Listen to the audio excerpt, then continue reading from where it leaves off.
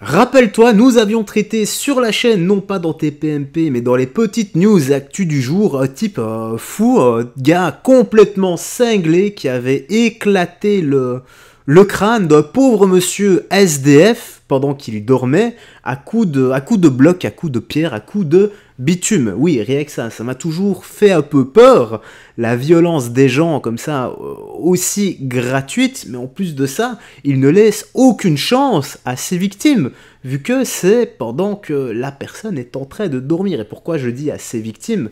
Parce que tu vas capter après, voilà, ça va durer 2-3 minutes.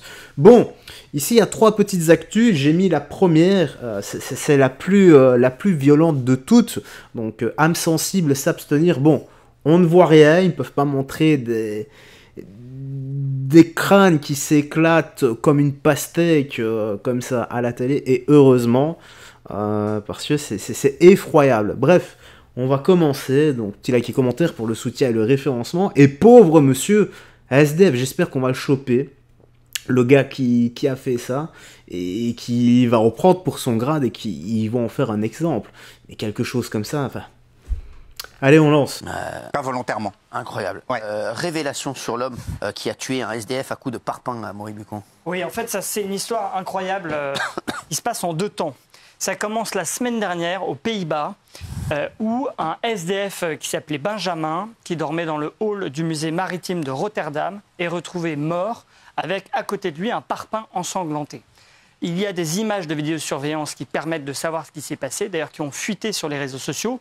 Et en fait, on voit un homme, qui se balade, qui vérifie si le SDF dort bien, qui ressort un peu plus tard, qui revient avec un parpaing sur la tête. Oh non. Je ne sais pas trop pourquoi. Et donc ce morceau de bloc de béton, et vous allez voir, il va le saisir avec ses 2 mains, il va aller vérifier sans doute qu'il n'y a personne autour de lui. Il se dirige vers le SDF qui dort tranquillement, qui est totalement vulnérable. Et voilà, et on ne voit pas la suite. Non, mais voilà, évidemment, ce SDF est extrêmement mal en point. Il est dans le coma, aux dernières nouvelles, il était toujours dans le coma. Ouais. Il y a une cagnotte qui a été lancée pour lui, qui a recueilli 26 000 € pour payer ses soins. Et l'auteur qu'on voit sur les images est évidemment a été recherché aux Pays-Bas. Mais les enquêteurs se sont aperçus qu'il avait pris un train international pour aller soit en Belgique, soit plus au sud, en France. Et c'est là qu'on arrive au 2e volet de l'affaire, avec des similitudes assez troublantes, puisque hier, dans le 2e arrondissement de Lyon, un SDF a été retrouvé de la même manière, c'était aux alentours de 10h du matin, mort, avec une trace de couche sur la tête et un parpaing ensanglanté à côté de lui. C'était pas très loin de la gare Perrache, rue d'Anguien.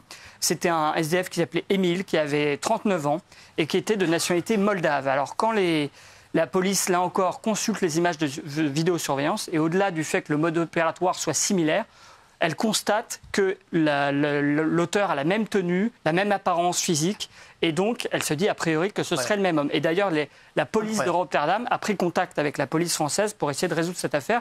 Là, la question qui se pose aujourd'hui, c'est de savoir si cet homme est toujours à Lyon, puisque c'était là où il était a priori dans la nuit de dimanche à lundi, et savoir s'il va commettre d'autres crimes, sachant qu'à Lyon, c'était encore une fois près d'une gare et qu'il a peut-être pris un train pour ailleurs. Et le risque, évidemment, c'est qu'il continue, que ce soit une espèce de serial killer de SDF, et qu'il continue jusqu'à ce qu'on l'arrête. Folle, cette histoire folle. Gilles Verdez, on va parler maintenant. Je n'ai pas la prétention d'avoir le pouvoir, et même si on me le donnait, je sais pas, hein, mais d'avoir le pouvoir de vie ou de mort sur certaines personnes. On est forcé de constater que le monde se porterait mieux sans ce genre d'individus qui tuent comme ça pour le plaisir. Parce que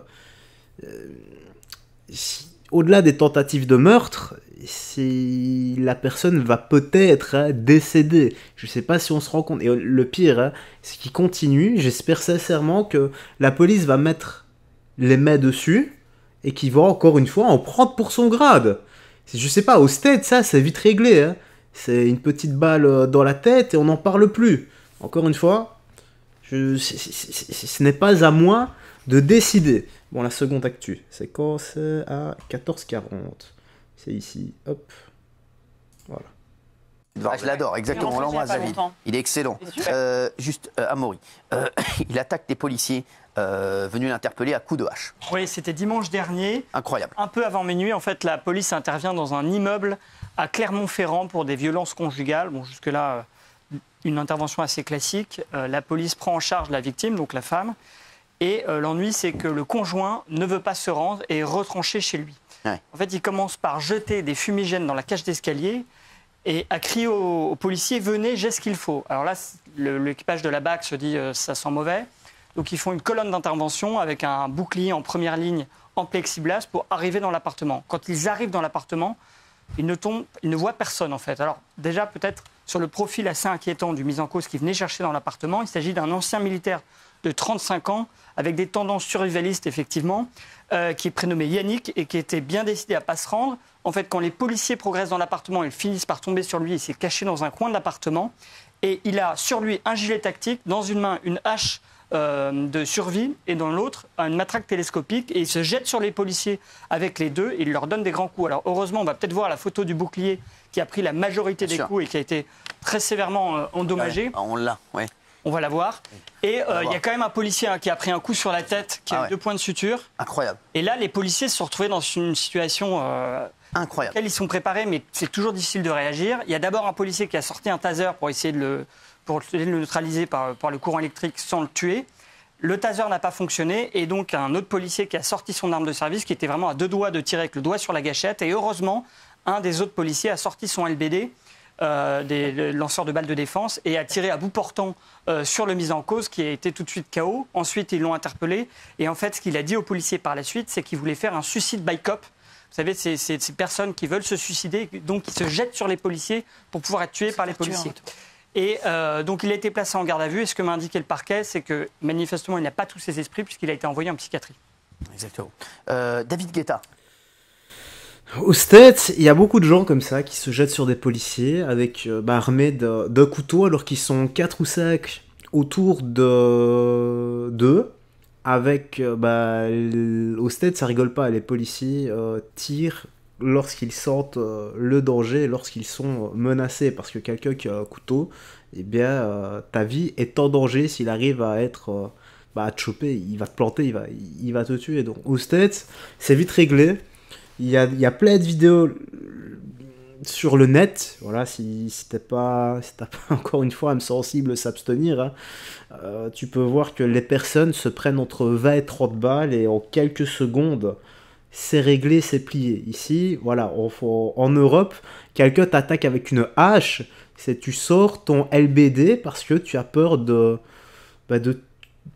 tirer sur la personne, limite de blesser la personne qui essaie de te tuer. Je rappelle, une hache, les gars, si ça vous êtes pas bêtes. Je sais pas si on se rend compte. Une hache dans le crâne. Voilà, c'est tout ce que j'ai à dire. En Europe, c'est les LBD et les LBD sur les gilets jaunes, enfin en France plutôt. Et aux States, c'est quelqu'un t'attaque au couteau, tu dégaines ton arme et tu descends la personne. Voilà, c'est un autre monde. N'oubliez pas les gars, liberté, égalité, fraternité, liberté pour les criminels et délinquants. Et on va finir ici. Alors ce qui est marrant, c'est que j'avais fait la news actu, mais elle n'est pas encore sortie. Non, elle vient de sortir maintenant, à 16h. Il allait souvent lui rendre visite là-bas en Guadeloupe. Fou. Merci. On revient vers vous dans un instant. Juste pour Verdez, on a une info. Ils chassaient et piégeaient les pédophiles. Ils ont été arrêtés et jugés. C'est une histoire incroyable. Oui. Alors, c'est 3 hommes qui sont suspectés d'avoir créé un groupe Telegram de chasseurs de pédophiles. Ça s'appelait la Ligue anti-pédo. En fait, ils créaient des faux profils de jeunes filles mineures. Et puis, ils avaient même embauché une personne avec une voix féminine pour répondre au téléphone et attirer les pédophiles. Alors, ils ont réussi à attirer des gens. Le problème, c'est qu'ils ont eu une victime de 22 ans qui est arrivée au piège pour rencontrer une adolescente de 14 ans. Et cette personne-là, les 3 hommes l'ont séquestrée, emmenée dans un bois, déshabillée, et ils l'ont traînée en laisse pour l'humilier comme un chien. Donc, l'initiative au départ qui était intéressante, c'est retourner contre eux parce que la personne a porté plainte. Évidemment. Et donc, ils sont mis en examen pour association de malfaiteurs. Ils ont été interpellés dans l'Isère, dans l'Allier, dans le Doubs en début de semaine. Et ils vont être présentés aux juridictions interrégionales spécialisées. Et les autorités leur ont dit cette phrase, nul n'est censé faire la loi à la place de l'État. Et donc, sans doute seront-ils condamnés. Exactement. Oui, ils ont raison. Nul n'est censé rendre justice, faire la loi à la place de l'État, mais si la justice rendait justice, tout simplement, je pense qu'on n'aurait pas ce genre de choses, ce genre de cas. Ce qui est fou, c'est que, voilà, c'est... Encore une fois, liberté, égalité, fraternité, liberté pour les criminels et délinquants. Imagine-toi un peu, là tu as un gars de 22 ans qui venait pour une enfant de 14. Donc ok, ils l'ont humilié, ils l'ont foutu à voile, ils l'ont promené comme si c'était un petit toutou. Ouais, super, voilà. Au-delà de ça, les dégâts physiques que lui allait faire à la jeune fille de 14 ans et les dégâts psychologiques également. Voilà, on a un gars qui s'est fait humilier et potentiellement on ne le refera plus jamais, mais en tout cas, voilà, il a été déposé plainte, donc il en a rien à foutre, à mon avis, c'était pas son premier coup d'essai. Il savait qu'il allait rien avoir. Par contre, on a des gars, voilà, qui ont voulu rendre service. Bon, maintenant, je sais pas de quelle façon. Est-ce qu'ils ont tabassé la personne ou pas? Voilà, auquel cas, moi, je n'ai pas de... je m'en fous un peu quand c'est des méchants monsieur qui aiment les enfants. Là. Moi, j'ai pas de pitié pour eux. Imaginez si cette personne-là venait pour votre enfant, pour votre petit frère, pour votre petite soeur, petite cousine, j'en sais rien. Imaginez-vous si vous étiez dans le cas. Voilà. Bref, dis-moi dans l'espace commentaire ce que tu penses de tout ça. Rien d'autre à ajouter. Prends bien soin de toi, des gens que tu aimes, et que Dieu te bénisse. Bye bye. Fais très attention à toi.